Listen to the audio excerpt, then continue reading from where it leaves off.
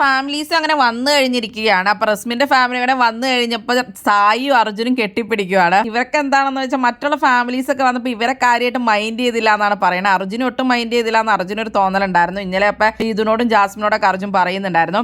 അപ്പൊ സായിയും പറഞ്ഞു സായിനെ മൈൻഡ് ചെയ്തില്ലാത്തതായിട്ട് സായിക്ക് തോന്നിയെന്ന്. അപ്പൊ ഇന്നെല്ലാ ഫാമിലീസും വന്ന് റസ്മിന്റെ അങ്ങനെ വന്നു കഴിഞ്ഞിട്ട് ഇവരതായിട്ട് രണ്ടുപേരും കൂടെ നിന്ന് തുള്ളിച്ചാടി കെട്ടിപ്പിടിച്ചോണ്ടിരിക്കുകയാണ്. അവർ അർജുൻ അപ്പൊ ജാസ്മിനോട് പറഞ്ഞിട്ടുണ്ടായിരുന്നു നിന്റെ അനിയൻ വരുവാണെങ്കിൽ എന്നെ വന്ന് കെട്ടിപ്പിടിക്കാൻ പറയണേന്നൊക്കെ ഉള്ളത്. ആയിട്ട് ജാസ്മിൻ ഉപ്പോട് പറഞ്ഞു കേട്ടോ, അർജുനോട് മിണ്ടട്ടോ ഉപ്പാന്നൊക്കെ പറഞ്ഞ് 2-3 പ്രാവശ്യമൊക്കെ പറയുന്നുണ്ടായിരുന്നു ജാസ്മിൻ. ചുമ്മാണെങ്കിലും ജാസ്മിൻ ആ ഒരു കെയറും കാര്യങ്ങളൊക്കെ ഉണ്ടായിരുന്നു. ശ്രീധുവിന്റെ അമ്മ വന്നിട്ട് ശരിക്കും പറഞ്ഞാൽ ശ്രീധു ഫ്രണ്ട് ആണെന്നുള്ള രീതിയിൽ പോലും ഒന്നും മിണ്ടാൻ പോലും പറഞ്ഞിട്ടുണ്ടായിരുന്നില്ല അർജുനോട്.